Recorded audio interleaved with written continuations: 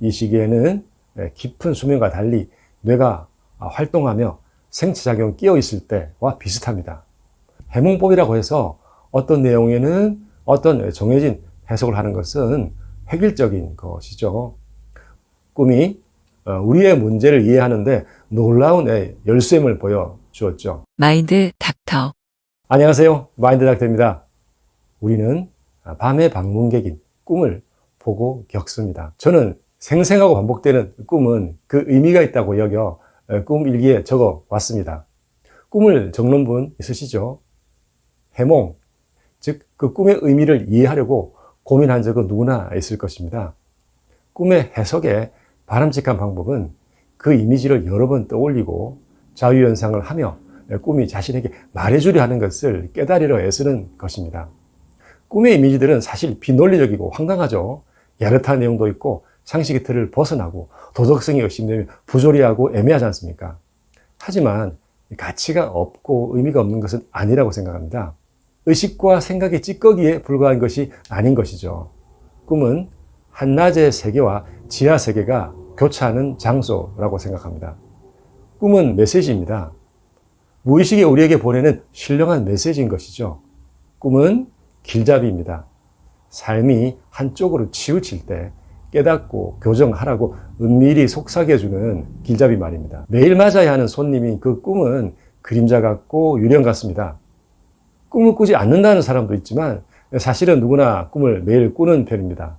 단지 기억을 못하는 것이죠. 수면은 얕은 잠, 깊은 잠, 이 5단계로 구성이 되어서 하룻밤에 평균 4, 5회를 반복합니다. 앞에 4단계는 BREM 단계이고 꿈은 REM, Rapid Eye Movement 단계라고 합니다. 꿈을 꾸는 모습을 보면 눈이 역동적으로 움직이기 때문입니다. REM 시간이 수면의 4분의 1을 차지합니다. 이 시기에는 깊은 수면과 달리 뇌가 활동하며 생체작용이 끼어 있을 때와 비슷합니다. 꿈속에서 도망가고 공포를 느끼며 죽거나 살아나기에 심장은 격렬하게 또 뛰기도 하죠. 가끔 꿈을 꾸다 소리를 지르거나 옆 사람을 치는 경우까지 있어 이것도 병인가요 하며 상담하는 분들이 있습니다. 꿈을 꾸는 내용대로 우리 몸이 움직이게 된다면 뛰어내리는 꿈을 꿀 때 침대에서 떨어져 다치거나 달리는 꿈을 꾸며 밖으로 나가서 사고를 당하기도 할 것입니다. 그러니 꿈을 꿀 때는 몸이 움직이면 안 될 것이죠. 그래서 우리 뇌에서는 수면 중에는 몸을 마비시키는 물질을 분비합니다. 이 물질에 의해 몸이 움직이지 않는데 만약 혹시 잠에서 깨어버리면 어떻게 될까요? 이런 현상을 바로 수면마비, 즉 가위 눌렸다고 하는 그 현상인 것이죠. 반대로 수면 시 몸을 마비시키는 물질이 부족한 사람과 같이 자는 사람은 조심해야 되겠죠.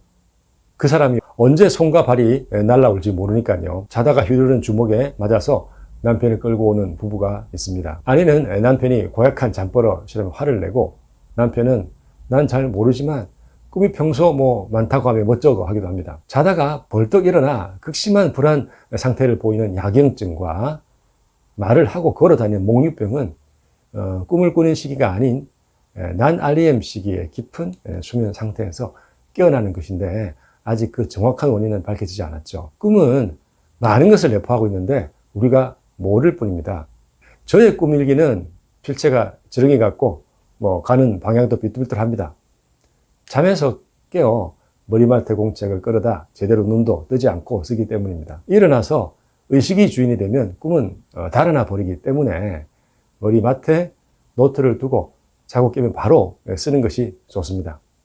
엎드려 쓰는 비몽사몽의 기록인 거죠. 꿈일기를 여러 번 보며 연상해도 그 의미를 찾지 못하는 경우가 많습니다.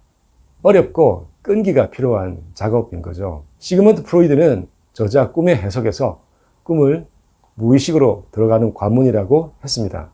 꿈은 소원 성취의 기제인데 누구에게도 알리고 싶지 않은 비밀스러운 소망이라 압축되고 왜곡되게 가공된 것이라 했습니다. 당시 무의식의 존재가 알려지지도 않았고 꿈은 악령의 세계라고 하던 그 어두운 시기에 이러한 그의 통찰은 위대한 업적입니다. 정신과학사이자 분석심리학자인 C.J. 융의 표현도 훌륭합니다.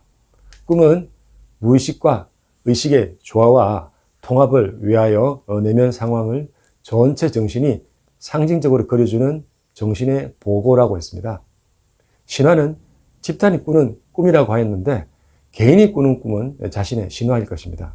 신화와 집단 무의식과 인간이 지향해야 하는 어떤 개성화 과정이 중요하다고 한 탁월한 영적인 정신과에서였던 융은 전체 정신의 구현을 위해서 꿈의 해석이 아주 중요하다고 역설했습니다. 프로이드와 융이 권유한 것처럼 꿈을 해석할 때 이미지에 정해진 해석을 하지 않도록 해야 합니다. 마인드 닥터. 수면과 꿈 두 번째 시간의 내용입니다. 다음 시간에 뵐게요.